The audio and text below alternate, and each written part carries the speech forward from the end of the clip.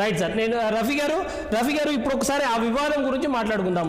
ఇప్పుడు 3 పార్టీల అలయన్స్ అన్నప్పుడు మీరు 3 పార్టీల సింబల్స్ కానీ 3 పార్టీలకు సంబంధించిన ముఖ్యులు కానీ ఫోటోలు పెట్టాలి. ఇవాళ అక్కడ చంద్రబాబు నాయుడు గారు, పవన్ కళ్యాణ్ గారి ఫోటోలు మాత్రమే కనిపిస్తున్నాయి. 1. 2, మేము పెట్టొద్దు అనుకున్నాము, వాళ్ళు జాతీయ స్థాయిలో వాళ్ళ సొంత మేనిఫెస్టో ఉంది అని చెప్పి అనుకుంటే 2014లో కూడా బీజేపీకి సొంత మేనిఫెస్టో ఉంది. మళ్ళీ మీతో పాటు దాని మీద ఎందుకు ఆయన ఫోటోలు పెట్టుకున్నారు అప్పుడు అన్న ప్రశ్న మీకు వస్తుంది. దానికి ఏం సమాధానం చెప్తారు? అది విల్సన్ గారు చాలా క్లియర్గా చెప్పారు. ఎస్.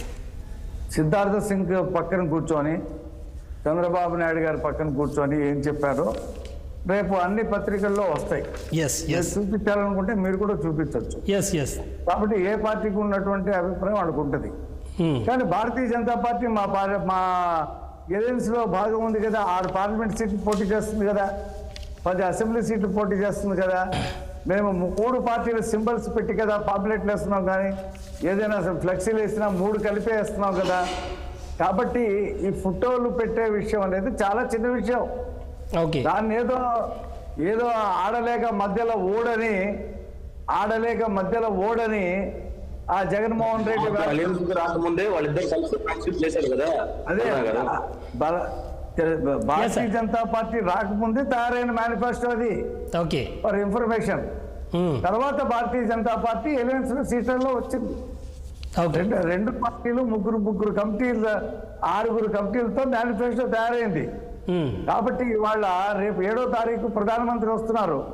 చంద్రబాబు నాయుడు గారు ప్రధానమంత్రి, పవన్ కళ్యాణ్ గారు మీటింగ్లు చెప్తారు 4 చోట్ల.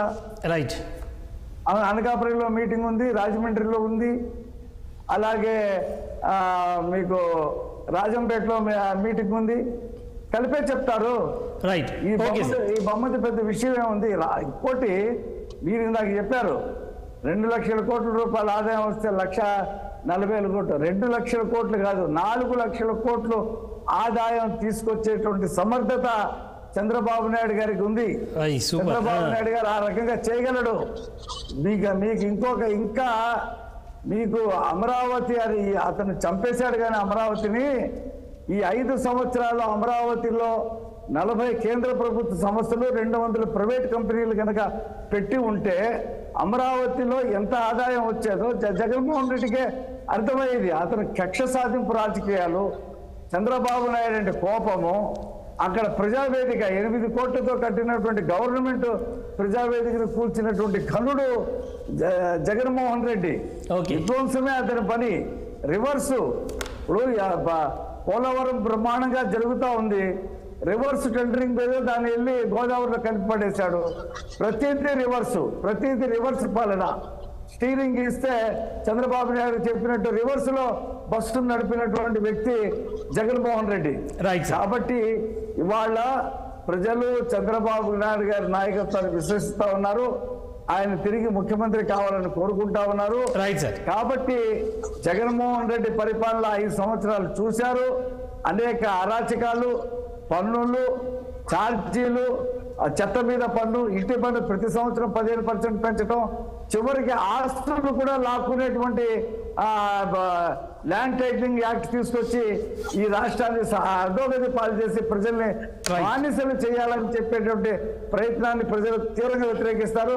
175 స్థానాల్లో కూడా ప్రజలు ఈ ల్యాండ్ టైటిలింగ్ యాక్ట్ ని వ్యతిరేకిస్తా ఉన్నారు.